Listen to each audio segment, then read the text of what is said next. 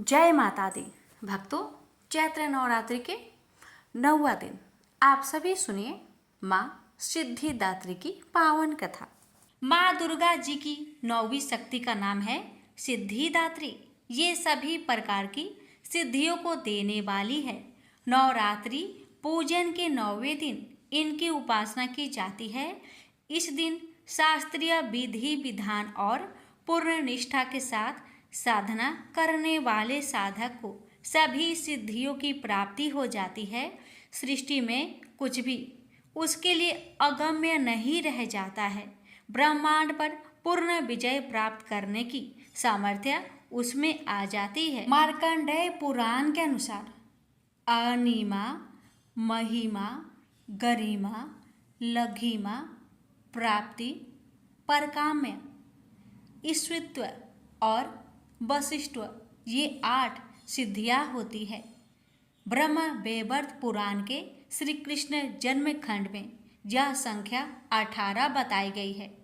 इनके नाम इस प्रकार है: अनिमा, लघिमा, प्राप्ति, परकाम्य, महिमा, ईश्वरत्व, वशिष्ठत्व, सर्वकाम व सायिता, सर्वज्ञत्व, दुर्श्रवण, परकाय परवेशन, वाक् सिद्धि, कल्प वृक्षत्व, सृष्टि, संहार करण सामर्थ्य, अमरतत्व, सर्व न्यायकत्व, भावना सिद्धि। माँ सिद्धिदात्री भक्तों और साधकों को ये सभी सिद्धियां प्रदान करने में समर्थ है। देवी पुराण के अनुसार भगवान शिव ने इनकी कृपा से ही इन सिद्धियों को प्राप्त किया था। इनकी अनुकंपा से ही भगवान शिव का आधा शरीर देवी का हुआ था। इसी कारण वे लोक में अर्धनारीश्वर नाम से प्रसिद्ध हुए। माँ सिद्धिदात्री 4 भुजाओं वाली है। इनका वाहन सिंह है। ये कमल पुष्प पर आसीन होती है। इनकी दाहिना तरफ के नीचे वाले हाथ में कमल पुष्प है। प्रत्येक मनुष्य का यह कर्तव्य है कि वह माँ सिद्धिदात्री की कृपा प्राप्त करने का निरंतर प्रयास करता रहे, उनकी आराधना की ओर अग्रसर हो। इनकी कृपा से अनंत दुख रूप संसार से निर्लिप्त रहकर सारे सुखों का भोग करता हुआ वह मोक्ष को प्राप्त कर सकता है। 9 दुर्गाओं में माँ सिद्धिदात्री अंतिम है। अन्य 8 दुर्गाओं की पूजा उपासना शास्त्रीय विधि विधान के अनुसार करते हुए भक्त दुर्गा पूजा के 9वें दिन इनकी उपासना में प्रवृत्त होते हैं। इन सिद्धिदात्री माँ की उपासना पूर्ण रूप कर लेने के बाद भक्तों और साधकों की लौकिक पारलौकिक सभी प्रकार की कामनाओं की पूर्ति हो जाती है। सिद्धिदात्री माँ के कृपा पात्र भक्त के भीतर कोई ऐसी कामना शेष बचती ही नहीं है जिसे वह पूर्ण करना चाहे। वह सभी सांसारिक इच्छाओं, आवश्यकताओं और स्पृहाओं से ऊपर उठकर मानसिक रूप से माँ भगवती के दिव्य लोकों में विचरण करता हुआ उनके कृपा रस पीयूष का निरंतर पान करता हुआ विषय भोग शून्य हो जाता है। माँ भगवती का परम सानिध्य ही उसका सर्वस्व हो जाता है। इस परम पद को पाने के बाद उसे अन्य किसी भी वस्तु की आवश्यकता नहीं रह जाती। माँ के चरणों का यह सानिध्य प्राप्त करने के लिए हमें निरंतर नियमनिष्ठ रहकर उनकी उपासना करनी चाहिए। माँ भगवती का स्मरण, ध्यान, पूजन हमें इस संसार की आसरता का बोध कराते हुए वास्तविक परम शांतिदायक अमृत पद की ओर ले जाने वाला है। इनकी आराधना से जातक को अनिमा, लघिमा, प्राप्ति, परकाम्य, महिमा, ईश्वरत्व, सर्वकामा, वसायिता, दूर श्रवण, पराक्रमा, परवेश, वाक् सिद्धि, अमरत्व, भावना सिद्धि आदि समस्त सिद्धियों 9 निधियों की प्राप्ति होती है। आज के युग में इतना कठिन तप तो कोई नहीं कर सकता, लेकिन अपनी शक्ति अनुसार जप तप पूजा अर्चना कर कुछ तो माँ की कृपा का पात्र बनता ही है। प्रत्येक सर्वसाधारण के लिए आराधना योग्य यह श्लोक सरल और स्पष्ट है। माँ जगदम्बे की भक्ति पाने के लिए इसे कंठस्थल कर नवरात्रि में नवमी के दिन इनका जाप करना चाहिए। या देवी सर्वभूतेषु माँ सिद्धिदात्री रूपेण संस्थिता नमस्तत्सै नमस्तत्सै नमस्तत्सै नमो नमः। अर्थ, हे माँ सर्वत्र विराजमान और माँ सिद्धिदात्री के रूप में प्रसिद्ध अम्बे, आपको मेरा बार बार प्रणाम है, या मैं आपको बारंबार प्रणाम करती हूँ। हे माँ मुझे अपनी कृपा का पात्र बनाइए। प्रेम से बोलिए माँ सिद्धिदात्री की जय। प्राचीन समय की बात है। एक दैत्य था। उसने ब्रह्मा जी की कठोर तपस्या की। कई वर्षों की कठिन तपस्या के बाद ब्रह्मा जी प्रकट हुए। ब्रह्मा जी ने उस दैत्य से कहा कि वरदान मांगो। उस दैत्य ने कहा कि हे ब्राह्मण देव, यदि आप हमारी तपस्या से प्रसन्न हैं तो मुझे यह वरदान दीजिए कि गर्भ से उत्पन्न प्राणी मुझे मार ना सके। ब्रह्मा देव ने कहा ठीक है, ऐसा ही होगा। वह दैत्य अपने आप को भगवान समझने लगा, अपने आप को अमर समझने लगा। उस दैत्य ने अपनी दैत्य सेना से कहा कि पृथ्वी पर जाओ और सबको कहो कि सब हमारी पूजा करे, हमें भगवान माने। जो ऐसा न करे उसे समाप्त कर दो। दैत्य सेना पृथ्वी पर गई और सभी साधु सन्यासी को मार डाला। उधर पृथ्वी पर नारद जी यह सब देख रहे थे। वो शीघ्र ही भगवान विष्णु के पास गए। सारी कहानी नारद जी ने विष्णु जी को बताया। नारद जी ने कहा कि आप जल्दी से अवतार लेकर उस दैत्य का अंत करिए। भगवान विष्णु बोले कि हे देवर्षि नारद, इस बार हम नहीं बल्कि महालक्ष्मी, महासरस्वती एवं पार्वती की शक्तियां अवतार लेंगी। आप इन शक्तियां का आह्वान करिए। देवर्षि नारद ने ऐसा ही किया। तीनों देवियों के तेज पुंज से एक महाशक्ति प्रकट हुई। नारद जी के कहने पर वह शक्ति भगवान विष्णु के पास गई। विष्णु जी ने कहा कि हे देवी, दैत्य का अत्याचार पृथ्वी पर बहुत बढ़ गया है। आप शीघ्र ही उस दैत्य का अंत करिए। विष्णु जी की आज्ञा पाकर माँ शेरावाली ने उस दैत्य का संहार किया। उसके बाद वह वापस भगवान विष्णु के पास गई और बोली कि हे प्रभु, हमारा उद्देश्य पूरा हुआ। अब आप मुझे अपने अंदर समाहित कर लीजिए। भगवान विष्णु बोले कि नहीं देवी, आप मुझ में नहीं समा सकते। आपको धर्म का प्रचार करना है। आप राजा रत्नाकर के यहाँ पुत्री के रूप में जन्म लीजिए। मैं वहाँ आपको जल्द ही मिलूंगा। राजा रत्नाकर के यहाँ माता ने जन्म लिया। पूरे राज्य में खुशी का माहौल था। राजा रत्नाकर ने अपनी पुत्री का नाम त्रिकूटा रखा। त्रिकूटा बचपन से ही भगवान विष्णु की बहुत बड़ी भक्त थी। वह सुबह शाम दिन रात केवल भगवान विष्णु की ही पूजा करती थी। नारद जी ने त्रिकूटा से कहा कि भगवान विष्णु ने राम के रूप में राजा दशरथ के यहाँ जन्म लिया है। वह अपनी पत्नी सीता माता के साथ 14 वर्ष के वनवास के लिए निकले हैं। त्रिकूटा को जब यह बात पता चली तो उसने अपना राजपाट सुख ऐश्वर्य का त्याग कर दिया और अकेले जंगल में कुटिया में रहकर भगवान राम की तपस्या करने लगी। पार्वती जी ने भगवान राम की परीक्षा लेने की सोची। वह राम के सामने माता सीता का रूप रखकर आई, लेकिन राम ने माता पार्वती को पहचान लिया। राम ने पार्वती के सामने हाथ जोड़ लिया।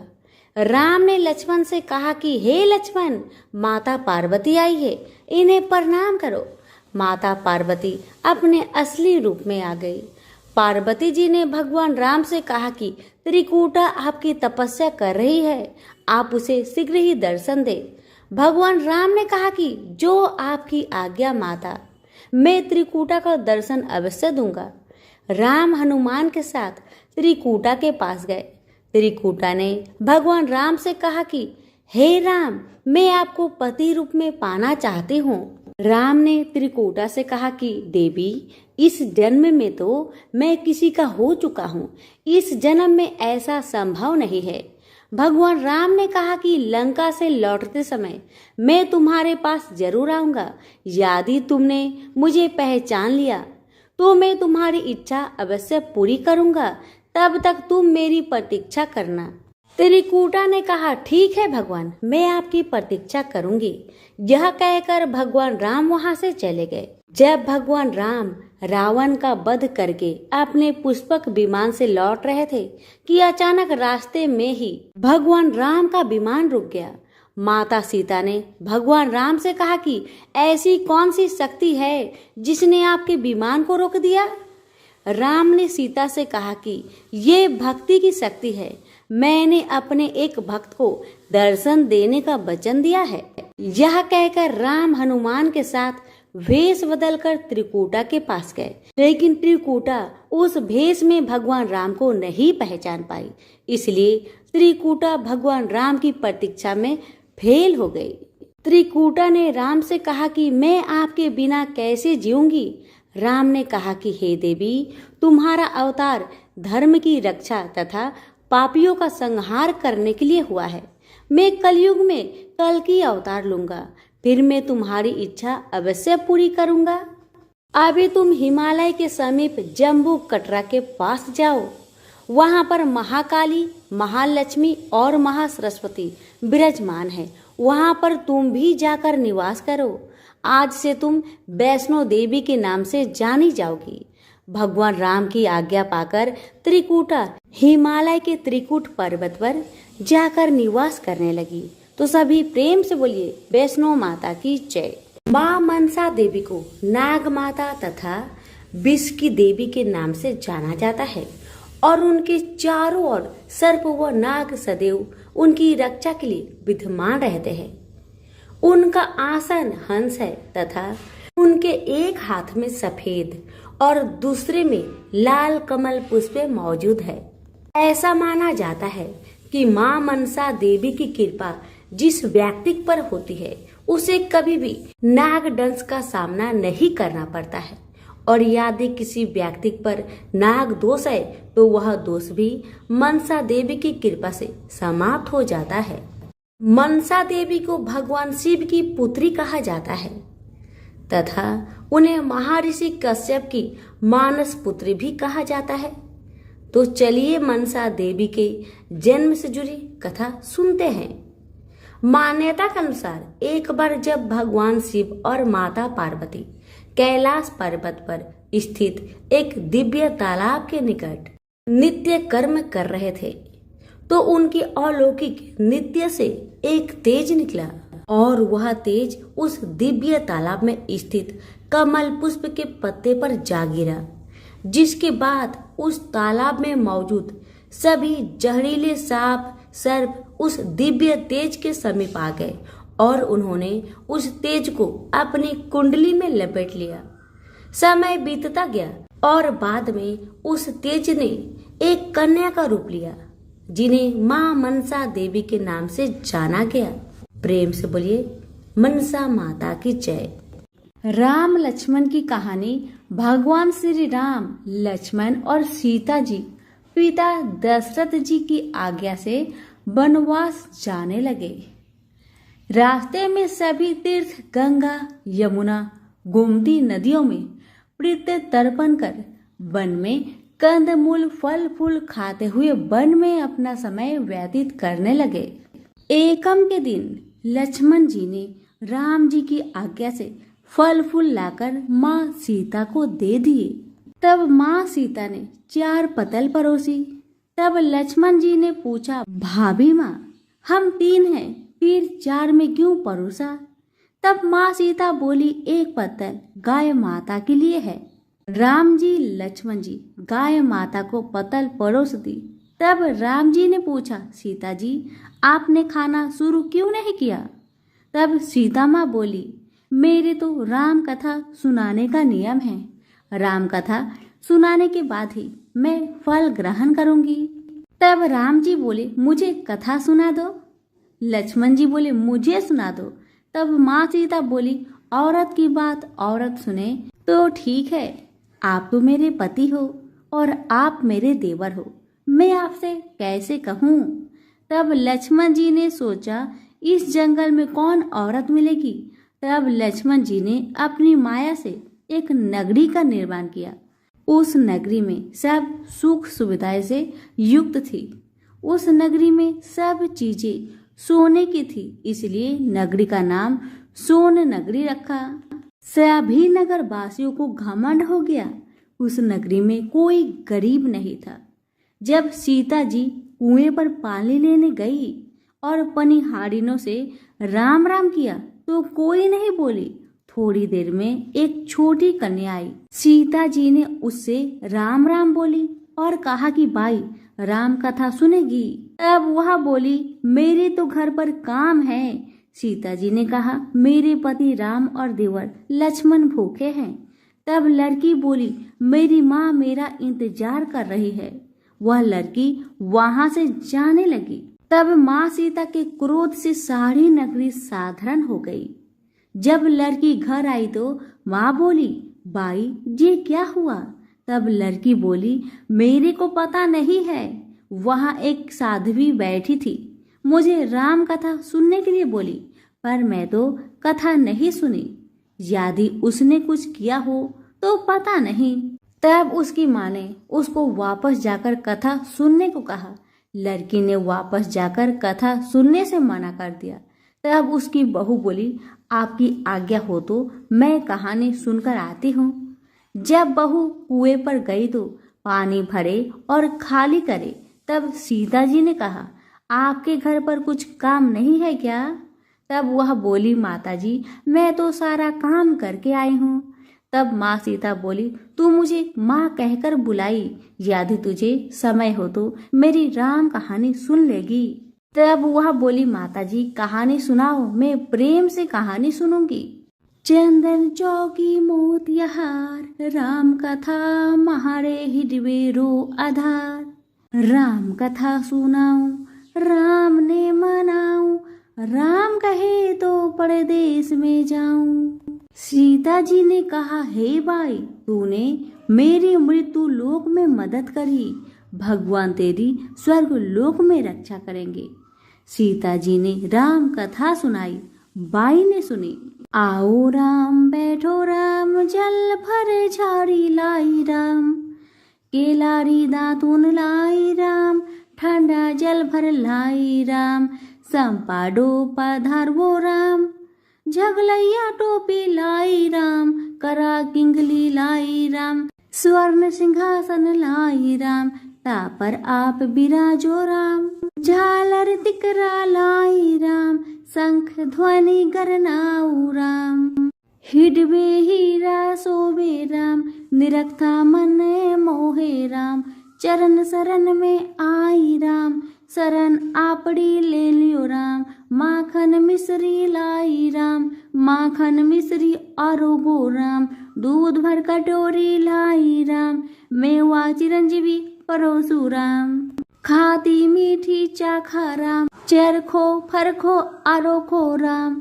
रुच रुच भोग लगाऊ राम, जो भावे सो ले लियो राम, जल भर झारी लाई राम, आबे आचमन कर लियो राम, रे श्याम गमछो लाई राम, हाथ मुंह पोछ लियो राम, पुष्पा सुसेज बिछाऊ राम, आंतरिया छिड़काऊ राम, हिंगलू डोलिया डलाऊ राम, सीता जी चरण दबावे राम, सुख भर से जे पोढ़ो राम, हजार पंखा ढोलू राम, घट घट माया विराजो राम, मुख में तुलसी बोलो राम, खाली मिजाज काई काम, जब बोलो जब राम ही राम।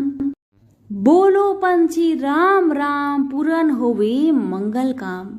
राम कथा पूर्ण हुई तो सीता जी ने कहा, हे भाई तूने मेरी राम कथा सुनी, मेरी सहायता की। राम जी लक्ष्मण को जिमाया है, भगवान तेरे भी रक्षा करेंगे, तुझे स्वर्ग का सुख मिलेगा। सीता माता ने उपहार स्वरूप अपने गले का हार दे दिया। जब वह घर गई तो उसके मटका सब सोने के हो गए।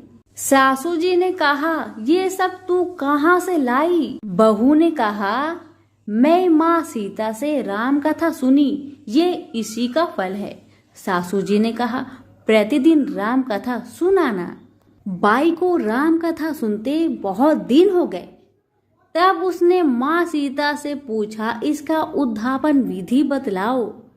तब सीता जी ने कहा, 7 लड्डू लाना, 1 नारियल लाना, उसके 7 भाग करना, 1 भाग मंदिर में चढ़ाना, जिससे मंदिर बनवाने जितना फल होता है।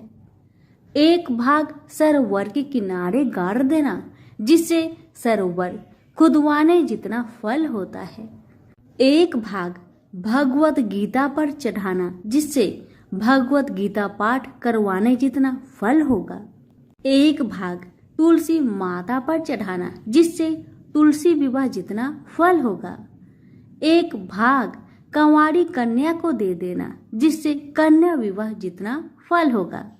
1 भाग सूरज भगवान को चढ़ाना, जिससे 33 करोड़ देवी देवता को भोग लगाने जितना फल होगा।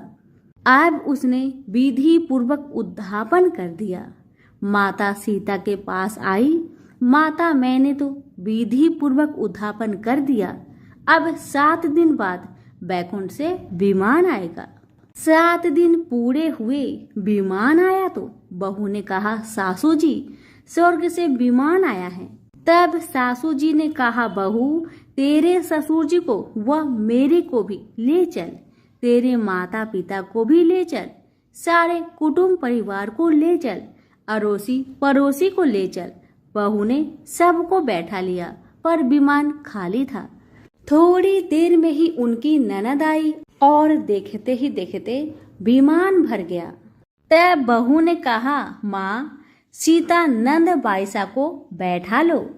पर माँ सीता ने कहा, इसने कभी कोई धर्म पुण्य नहीं किया। तब बहू ने कहा, बाईसा आप पहले राम लक्ष्मण की कथा सुनना, उसके बाद आपके लिए बैकुंठ से विमान आएगा।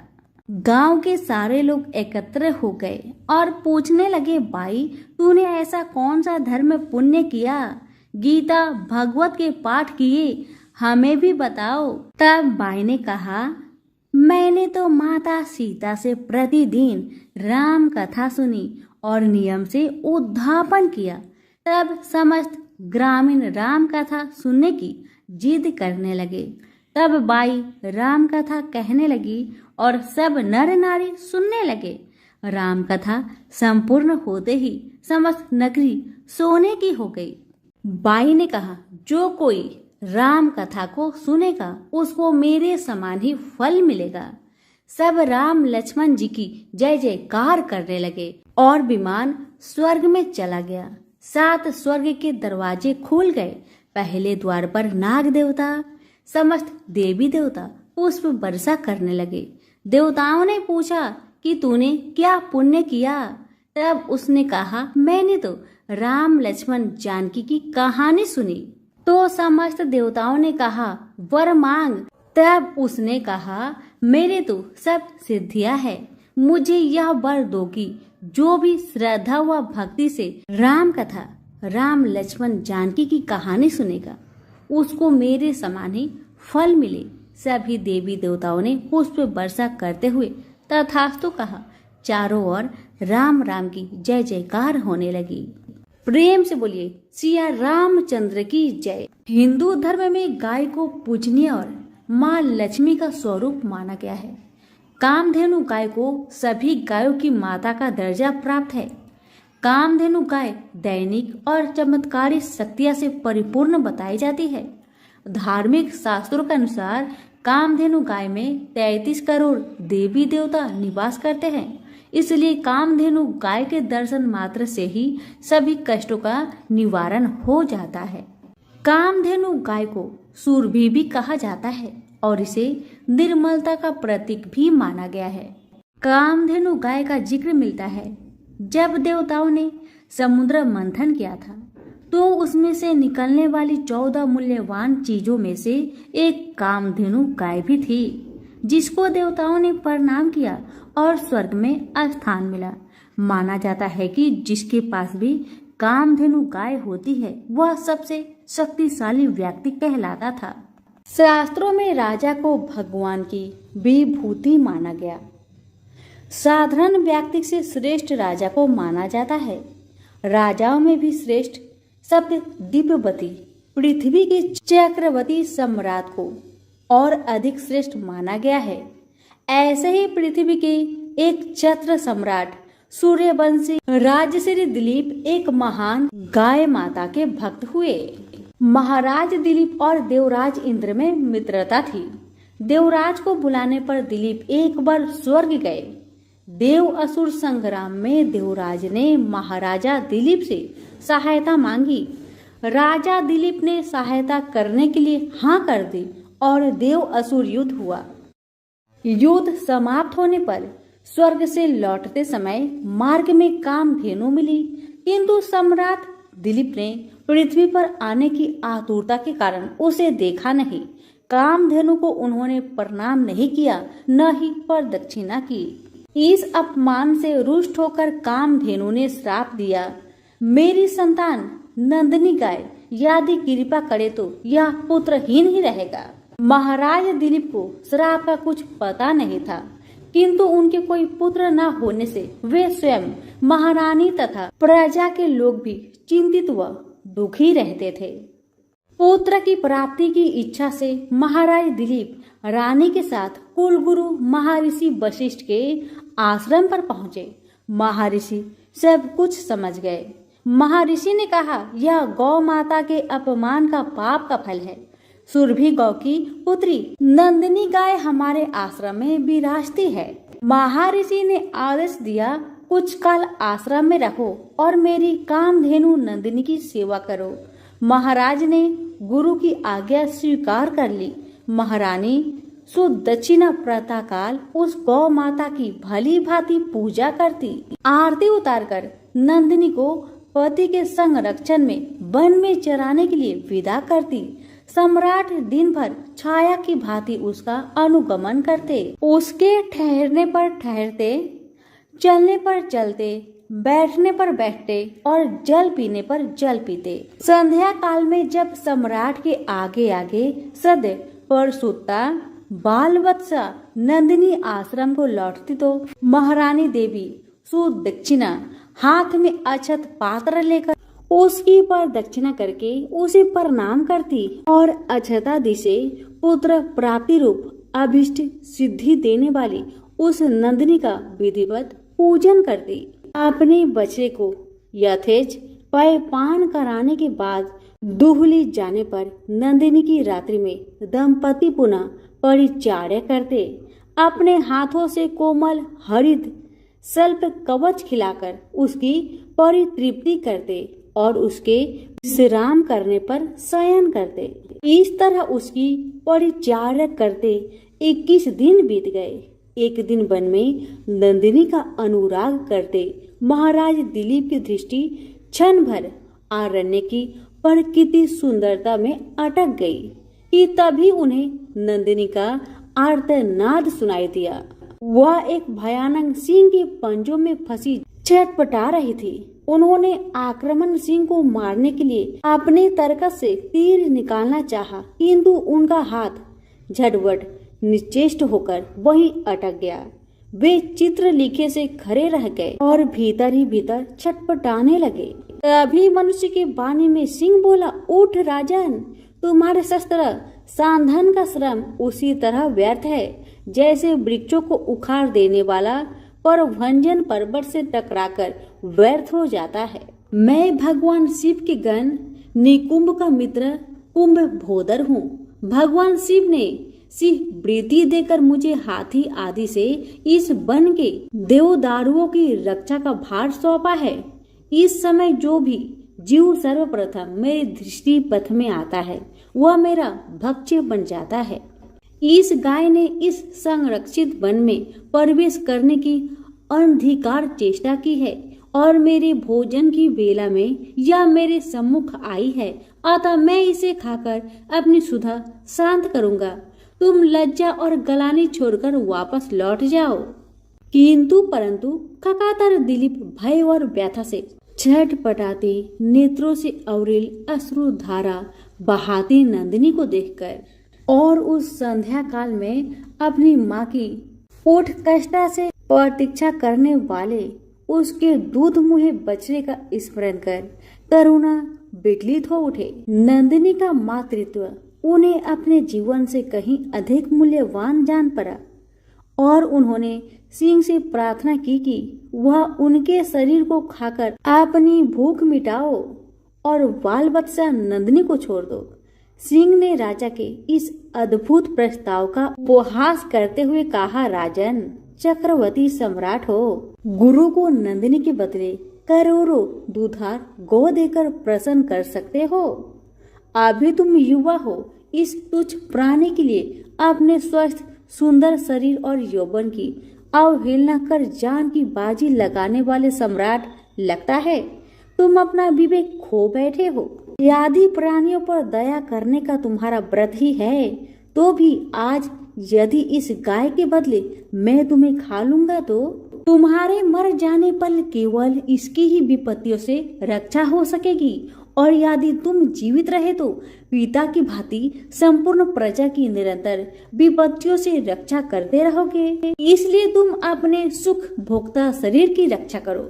स्वर्ग प्राप्ति के लिए तप त्याग करके शरीर की कष्ट देना तुम जैसे अमित ऐश्वर्यशाली के लिए निर्थक है। स्वर्ग, अरे वह तो पृथ्वी पर है जिसे सांसारिक वैभव विलास के समग्र साधन उपलब्ध है, वह समझो कि स्वर्ग में ही रह रहा है।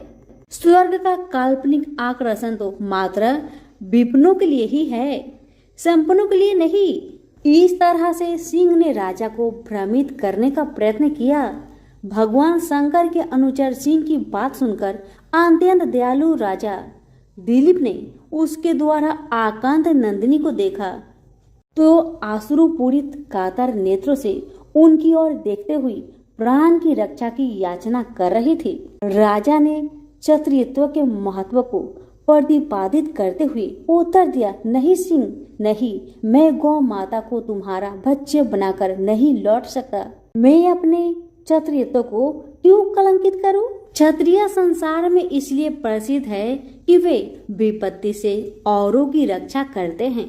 राज्य का भोग भी उनका लक्ष्य नहीं, उनका लक्ष्य है तो लोक रक्षक से कीर्ति अर्जित करना। निंदा से मालिन प्राणियों और राज्य को तो वे तुच्छ वस्तुओं की तरह त्याग देते हैं। इसलिए तुम मेरे यश शरीर पर दयालु हो जाओ, मेरे भौतिक शरीर को खाकर उसकी रक्षा करो, क्योंकि यह शरीर तो नरस्वर है, मरण धर्म है। इसलिए इस पर हम जैसे विचारशील पुरुष की ममता नहीं होती।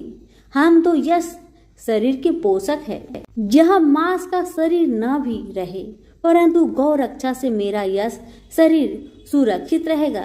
संसार यही कहेगा कि गौ माता की रक्षा के लिए एक सूर्य वंश के राजा ने प्राण की आहुति दे दी। एक चक्रवर्ती सम्राट के प्राणों से भी अधिक मूल्यवान एक गाय है। सिंह ने कहा, अगर आप अपना शरीर मेरा आहार बनाना ही चाहते हैं तो ठीक है। सिंह के स्वीकृति देने पर राजश्री दिलीप ने शस्त्रों को फेंक दिया और उसके आगे अपना शरीर मांसपिंड की तरह खाने के लिए डाल दिया और वे जाके सिर झुकाए आक्रमण की प्रतीक्षा करने लगे। तभी आकाश से विद्याधर उन पर पुष्प वृष्टि करने लगे। नंदिनी ने कहा, हे पुत्र उठो। यह मधुर दिव्य वाणी सुनकर राजा को महान आश्चर्य हुआ और उन्होंने वत्सलमयी जननी की तरह अपने स्तनों से दूध बहाते हुई नंदिनी गौ को देखा, किंतु सिंह दिखलाई नहीं दिया।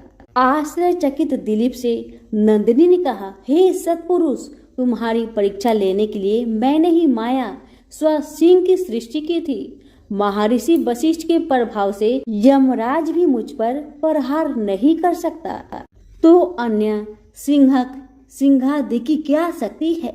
मैं तुम्हारी गुरु भक्ति से और मेरे प्रति प्रदर्शित दया भाव से अत्यंत प्रसन्न हूँ। तुम वर मांगो। तुम मुझे दूध देने वाली मामूली गाय मत समझो, अपितु संपूर्ण कामनाओं पूरी करने वाली कामधेनु जानो। राजा ने दोनों हाथ जोड़कर वंश चलाने वाले अंतकीर्ति पुत्र की याचना की। नंदिनी ने तथास्तु कहा। उन्होंने कहा, राजन, मैं आपकी गौ भक्ति से अत्यधिक प्रसन्न हूँ। मेरे स्तनों से दूध निकल रहा है, उसे पत्ते के दोनों से दुहकर पी लेने की आज्ञा गौ माता ने दी और कहा, तुम्हें अत्यंत प्रतापी पुत्र की प्राप्ति होगी। राजा ने निवेदन किया, माँ, बछड़े के पीने तथा होम आदि अनुष्ठान के बाद बचे हुए तुम्हारे दूध को मैं पी सकता हूँ। दूध पर पहला अधिकार बछड़े का है और द्वितीय अधिकार गुरु जी का है। राजा ने धैर्य ने नंदिनी के हृदय को जीत लिया। प्रसन्न मना कामधेनु राजा के आगे आगे आश्रम लौट आई। राजा ने बछड़े के पीने तथा अग्निहोत्र से बचे हुए दूध का महर्षि की आज्ञा पाकर पान किया। फलतः वे रघु जैसे महान यशस्वी पुत्र से पुत्रवान हुए और इसी वंश में गौ भक्ति के प्रताप से स्वयं भगवान श्री राम ने अवतार ग्रहण किया। महाराज दिलीप की गौ भक्ति तथा गौ सेवा सभी के लिए एक महानतम आदर्श बन गई। इसलिए आज भी गौ भक्तों के परिगणना से महाराज दिलीप का नाम बड़े ही श्रद्धा भाव से एवं आदर से सर्वप्रथम लिया जाता है। इस चरित्र से यह बात सिद्ध हो गई कि सप्तद्वीपवती पृथ्वी के चक्रवर्ती सम्राट से अधिक श्रेष्ठ एक गौ माता है। तभी प्रेम से बोलिए, गौ माता की जय हो। बहुत समय पहले की बात है। एक गांव में एक ननद भाभी रहा करती थी। ननद अभी कंवारी थी। उस परिवार में ननद, भाभी और भाई, इन तीनों के अलावा और कोई भी नहीं रहता था। भाभी तो कभी कोई पूजा पाठ करती ही नहीं थी और ननद हर रोज तुलसी माता की पूजा किया करती थी, उनकी बड़ी सेवा करती थी। बिना तुलसी पूजन के ननद कभी भोजन नहीं करती थी। ननद का पूजा पाठ देख के भाभी को बहुत क्रोध आता था। कभी कभी भाभी तो अपनी ननद से ऐसे भी कह देती थी कि जब तुम्हारा विवाह होगा ना, तो मैं तुम्हें और बराती को तुलसी ही खाने दूंगी और दहेज में यही दूंगी। इसी तरह समय निकलने लगा, दिन बीतने लगी। अब तो ननद भी बड़ी हो गई थी। भाई ने अपने बहन के लिए एक अच्छा घर और वर ढूंढा। अब तो बहन की शादी पक्की हो गई। बहन की शादी वाले दिन भाभी ने क्या किया, बारातियों के सामने तुलसी का गमला फोड़कर रख दिया। लेकिन ननद की सच्ची भक्ति और श्रद्धा से तुलसी माता बहुत प्रसन्न थी। इसी कारण से तुलसी माता की कृपा से तुलसी का गमला स्वादिष्ट व्यंजन में बदल गया। ये चमत्कार देखकर भाभी बहुत आश्चर्यचकित हो गई, लेकिन फिर भी उसका आदत नहीं गया। उसने फिर क्या किया, अपने ननद को गहने के बदले में तुलसी की मंजरी पहना दी। लेकिन तुलसी माता की कृपा से वह मंजरी भी सोने के आभूषण में बदल गए। ये देखकर भी भाभी बहुत हैरान हुई, मगर फिर भी अपनी करतूत करनी न बंद किया। उसने फिर वस्त्रों के स्थान पर तुलसी का जनेऊ रख दिया। लेकिन तुलसी माता की कृपा से वह तुलसी का जनेऊ रेशमी और सुंदर वस्त्र में बदल गया। ननद की भाभी बहुत पापिन थी, इसलिए तुलसी माता की महिमा को न जान सकी। भाई ने अपने बहन को बड़े प्यार और आदर के साथ विदा किया। बहन ससुराल में गई। ससुराल वाले उसके दहेज आदि के बारे में बहुत बड़ाई करने लगे। जब ये बात भाभी को मालूम हुई तो उसे बड़ा आश्चर्य हुआ और तुलसी जी की पूजा का महत्व उसको समझ में आ गया। भाभी की एक लड़की थी। अब भाभी सोचने लगी, क्यों ना मैं भी अपनी बेटी को तुलसी माता की पूजा करने को कहूँ। अब तो भाभी अपनी लड़की से कहने लगी कि तू भी तुलसी माता की सेवा कर, तुझे भी बुआ की तरह फल मिलेगा। पर लड़की अपनी माँ के जैसी ही थी, उसे तुलसी की सेवा में मन नहीं लगता था। भाभी की लड़की हर रोज सुबह स्नान करके ऊपर के मन से अपनी माँ की बात रखने के लिए तुलसी माता की पूजा कर लिया करती थी, मगर मन उसका पूजा में कभी नहीं लगा। इसी तरह समय बीतते गया। इस बार भाभी ने खुद अच्छा घर और वर देखकर अपनी बेटी का विवाह तय किया। और जब विवाह का समय आया तो भाभी ने सोचा, जैसा व्यवहार मैंने अपनी ननद के साथ किया वैसा ही व्यवहार मैं अपनी बेटी के साथ करूंगी, क्योंकि मैंने जो ननद के साथ व्यवहार किया उसी व्यवहार के कारण ननद को इतनी इज्जत मिली थी। क्यों ना मैं भी अपनी लड़की के साथ वैसा ही व्यवहार करूं। अब जैसे ही बाराती वाले आए, भाभी ने तुलसी जी का गमला को फोड़कर बाराती के सामने रख दिया, परंतु इस बार मिट्टी मिट्टी ही रही। मंजरी व पत्ते भी अपने पूर्व रूप में ही रहे तथा जनेऊ भी जनेऊ ही रहा। सभी बाराती भाभी की बुराई करने लगे। ससुराल में भी लड़की की और उसकी माँ की बहुत बुराई हो रही थी। भाभी को अपनी ननद से बहुत जलन होता था। इस कारण भाभी अपनी ननद को बहुत कम ही घर पर बुलाया करती थी। पर भाई अपने बहन को बहुत मानता था।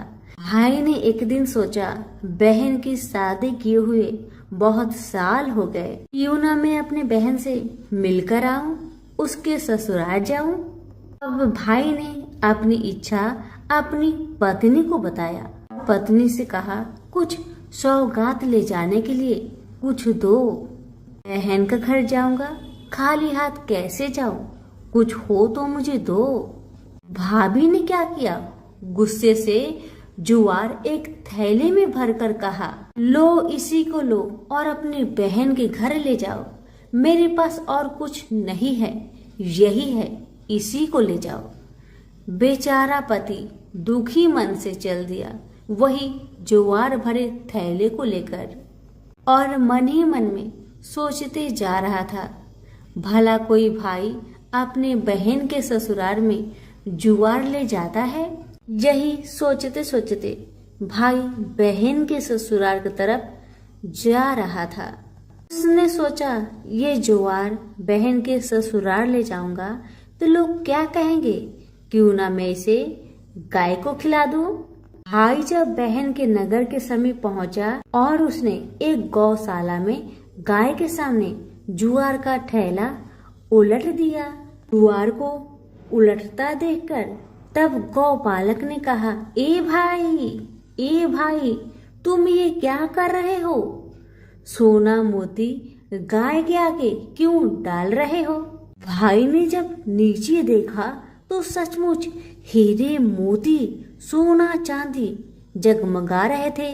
भाई ने तुलसी माता के चमत्कार को जान लिया और जोर जोर से तुलसी माता की जयकारा लगाने लगा और सारी कहानी उस गौपालक को बताया।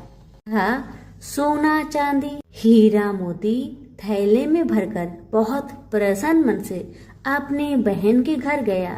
बहन भाई को देखकर बहुत प्रसन्न हुई। और अपनी भाई की बहुत आवभगत की। भाई ने अपनी बहन की सास ससुर से आज्ञा लेकर अपनी बहन को घर लेकर आया और रास्ते में सारी कहानी बताते आ रहा था कि कैसे भाभी ने ज्वार भरकर थैले में दिए थे और तुलसी माता की कृपा से कैसे ये ज्वार हीरे मोती सोने चांदी में बदल गए। भाई को तुलसी माता का महिमा पता चल गया था। अब भाई और बहन घर आकर अपनी भाभी को सारी कहानी बताते हैं और तुलसी माता की महत्व को समझाते हैं और पूजन करने का फल उसे भी बताते हैं। अब तो भाई और भाभी और उसकी बेटी तीनों जन मिलकर हर दिन तुलसी माता का पूजन किया करते थे और तुलसी माता भी उनके पूजन से प्रसन्न होकर उनके घर में अन्न धन के भंडार भर दिए और भाभी की बेटी को भी अच्छा घर और वर मिला। तो सभी मिलकर बोलिए तुलसी मैया की जय हो।